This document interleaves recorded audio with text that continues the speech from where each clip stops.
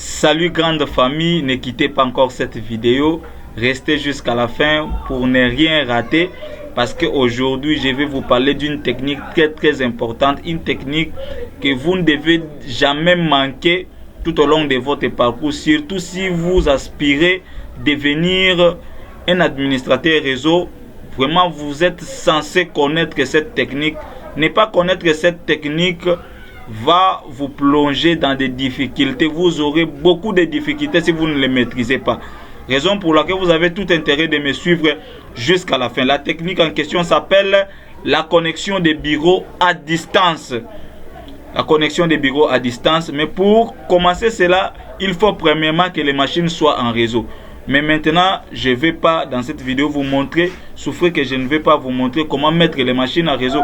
Parce que j'ai eu à parler de ça plusieurs fois dans mes vidéos précédentes. Prière de vous référer en bas de cette vidéo. Vous trouverez plusieurs liens là dans la description. Cliquez dans ces liens et ça va directement vous ramener dans mes vidéos précédentes. Et vous allez voir, j'ai eu à parler de beaucoup de choses. Comment créer des groupes de travail, comment mettre les machines en réseau. Et vous allez aussi bénéficier de ça. Donc vous avez tout intérêt. Mais ici je vais seulement vous montrer comment faire la connexion des bureaux à distance. Mais avant de commencer, s'il vous plaît, je vous prie de vous abonner massivement, de liker la vidéo, laissez un petit pouce, cliquez là, abonnez-vous en bas à droite, là vous trouverez s'abonner là, cliquez s'il vous plaît, abonnez-vous. J'ai constaté beaucoup de personnes suivent mes vidéos, mais seulement ils ne s'abonnent pas. Abonnez-vous pour élargir notre communauté, pour devenir aussi grand s'il vous plaît.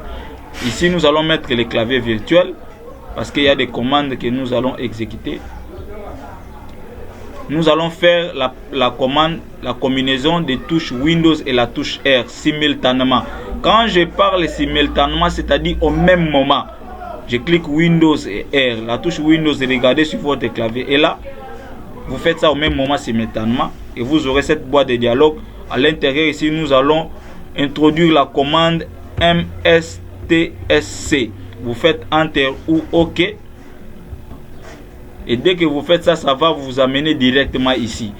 Et quand vous atterrissez ici, là où il y a ordinateur, à l'intérieur ici, vous allez mettre le nom de cet ordinateur que vous voulez utiliser, son bureau à distance. Le nom que vous allez mettre là, c'est le nom qui a été attribué à cet ordinateur là lors de la configuration du réseau. La partie où nous mettrons le nom de l'ordinateur et le nom des groupes de travail. C'est ce nom là que vous allez mettre. Le nom par lesquels cet ordinateur s'affiche dans les réseaux, le nom qui rend cet ordinateur visible dans les réseaux. C'est ce nom-là que vous allez introduire. Si vous ne mettez pas le nom, vous pouvez utiliser son adresse IP. Comme vous voyez là, dans l'image, j'avais déjà eu à utiliser cette adresse IP, cette connexion à distance, raison pour laquelle vous trouvez son adresse IP. Donc, puisque je connais l'adresse IP, parce que vous devez d'abord connaître l'adresse IP de l'ordinateur que vous voulez utiliser à distance. Puisque je connais l'adresse IP, raison pour laquelle vous voyez cette adresse IP, et puis je fais connexion. Après, vous aurez cette boîte de dialogue qui va s'afficher. Ici, vous cliquez oui.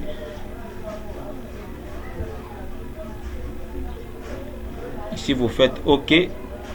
Ici, maintenant, vous allez mettre le nom de l'ordinateur. Le nom ici d'utilisateur, c'est le nom de l'ouverture de la session. Lorsque vous démarrez l'ordinateur, quel est le nom qui s'affiche avant que vous puissiez retrouver le bureau de votre ordinateur?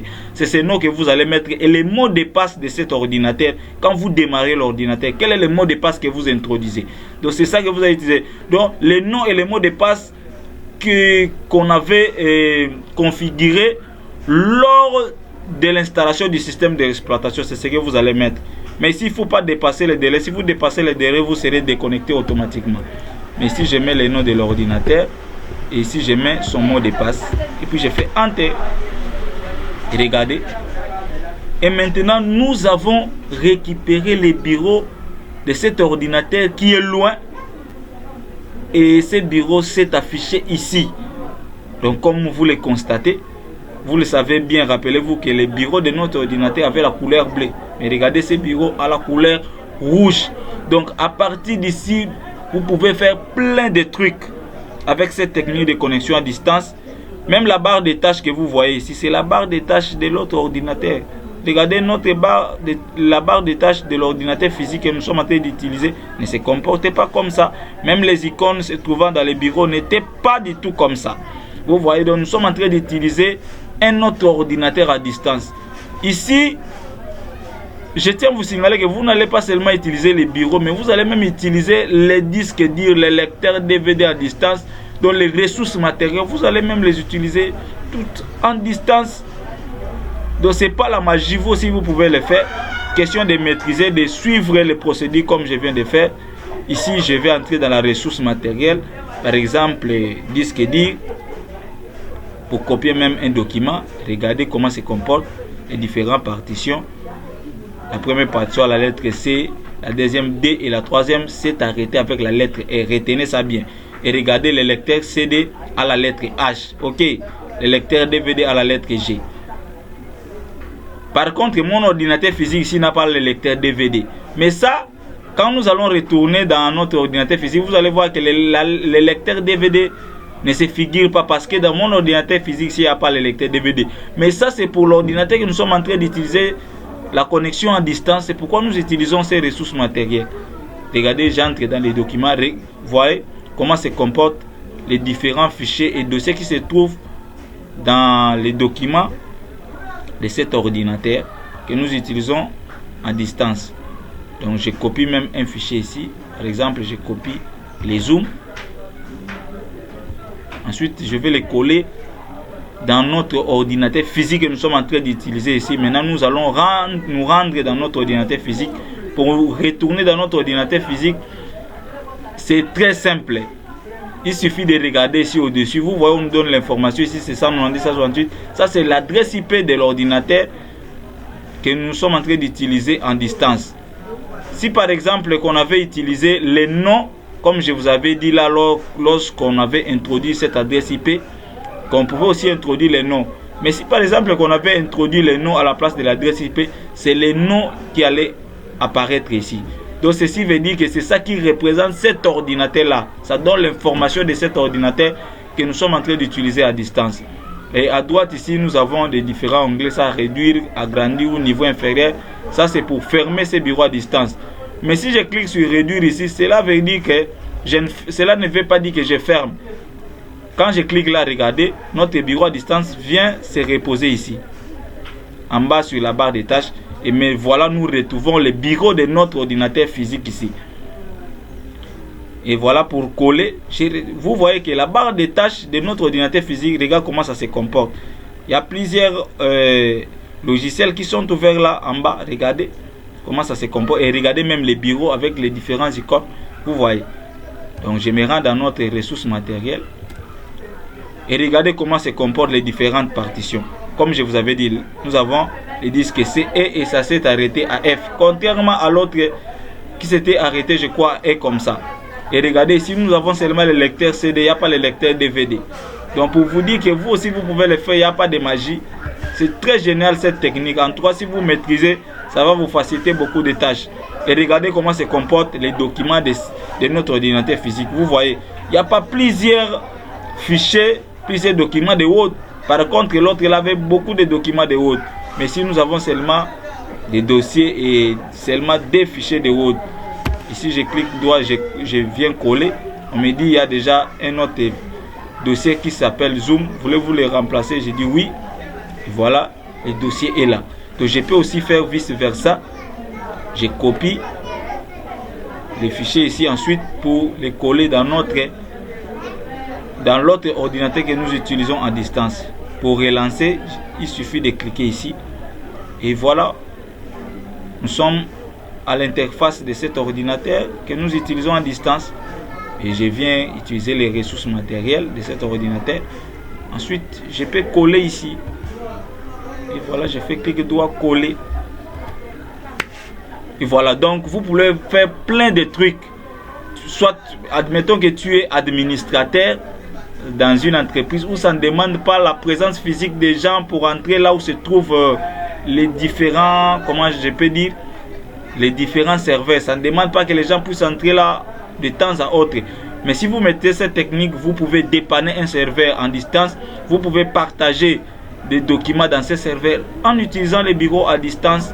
Et si vous êtes chef dans une entreprise, vous pouvez commencer à contrôler les différents ordinateurs de vos agents en utilisant aussi cette technique de bureau à distance.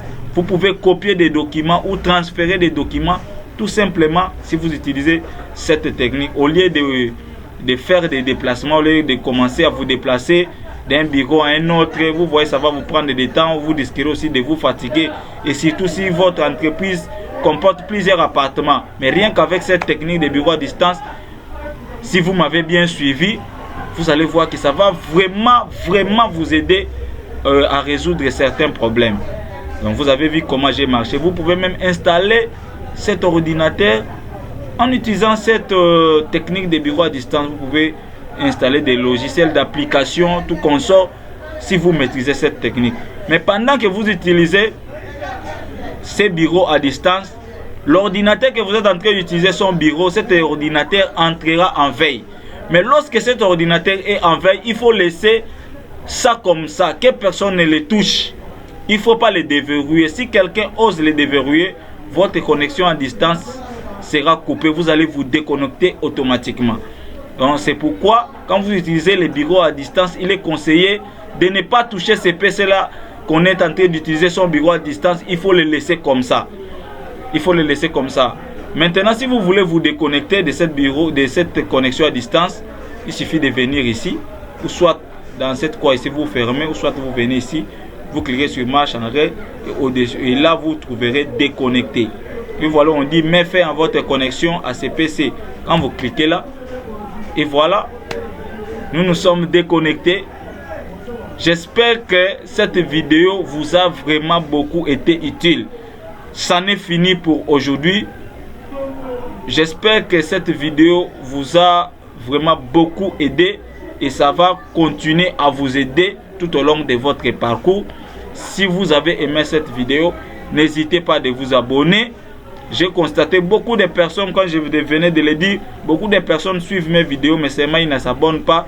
Abonnez-vous s'il vous plaît. Ayez cet amour-là envers votre frère, parce que je prends vraiment tout mon temps pour vous parler de ces choses de tout bon cœur. En retour, ce que je peux aussi bénéficier de vous, c'est que vous puissiez vous abonner, partager aussi la vidéo avec vos proches pour qu'ils puissent aussi en bénéficier.